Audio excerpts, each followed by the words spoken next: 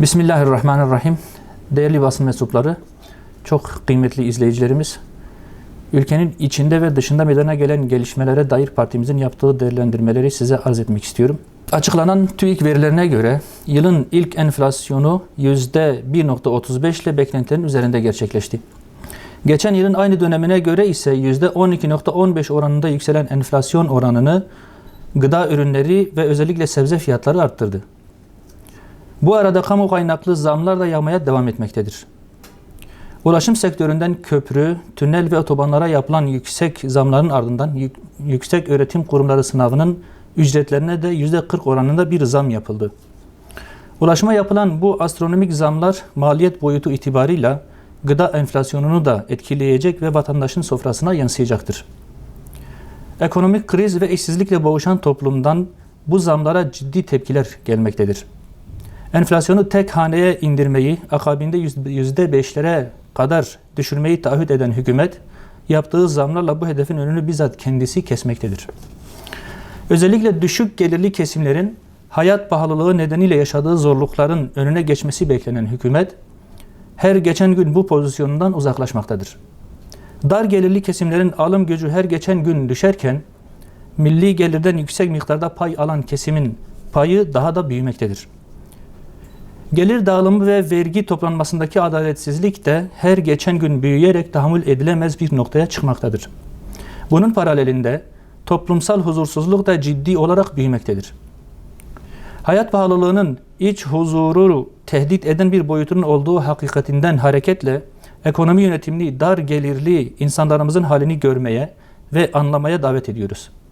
Ekonomi politikaları toplum gerçekliğine göre belirlenmelidir. Toplumumuzun temel değerlerini ve aile kurumunu derinden sarsan aile ile ilgili sorunlu mevzuat, toplumumuzu tehdit etmeye devam etmektedir.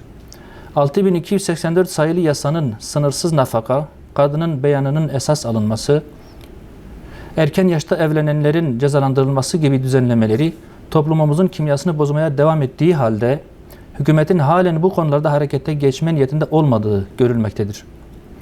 Evliliğin zorlaştırılması, evlilik dışı ilişkilerin, ahlaksızlık ve flört kültürünün teşvik edilmesi, anneliğin itici hale getirilmeye çalışılması gibi toplumumuzun asla kabul edemeyeceği hususlar nedeniyle boşanma oranlarında bir patlama yaşanırken evlilik yaşı da her geçen gün biraz daha yükselmektedir.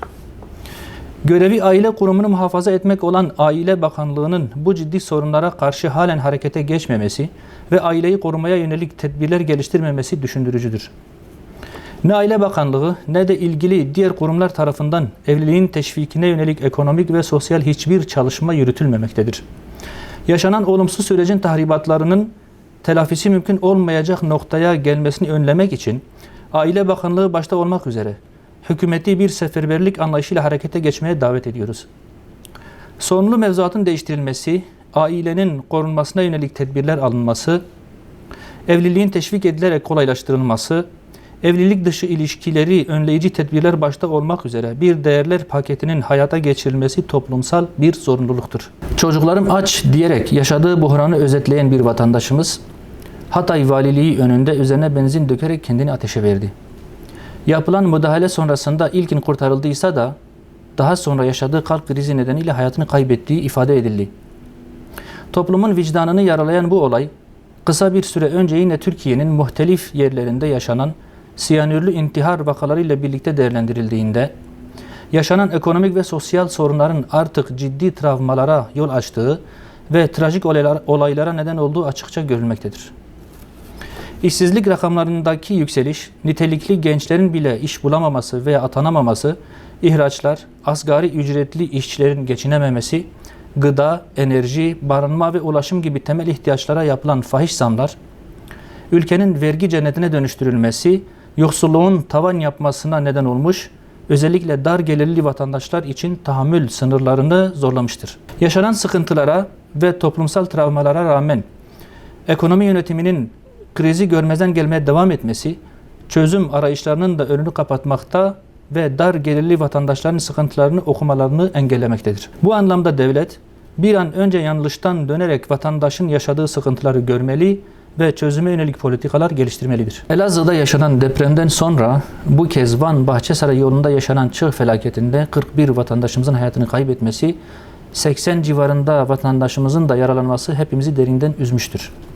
Doğal afetleri tümüyle engellemek mümkün değilse de yol açtıkları can ve mal kayıplarını asgari düzeye indirmek mümkündür. Çığ felaketinin yaşandığı Bahçesaray yolu neredeyse her yıl benzer haberlerle gündeme gelmektedir. Coğrafi şartların çetin kış şartlarıyla birleşmesi, ilçe yolunun kapanmasına ve uzun süre dünya ile bağlantısının kesilmesine sebep olmaktadır. Yol güzergahındaki kritik noktalarda yaşanan ve her yıl tekrarlanan çığ felaketleri de ölümlere sebebiyet vermektedir. Hem afetlerin önüne geçmek hem de Bahçesaray'da yaşayan vatandaşlarımızın sıkıntılarının giderilmesi için yol güzergahının değiştirilmesi dahil her türlü tedbirin ivedilikle alınması ve Bahçesaray'ın bu sıkıntıdan kurtarılması gerekir. Bu vesileyle felakete maruz kalıp vefat edenlere Allah'tan rahmet, yaralananlara acil şifalar diliyoruz. Allah bir daha bu tür felaketleri yaşatmasın.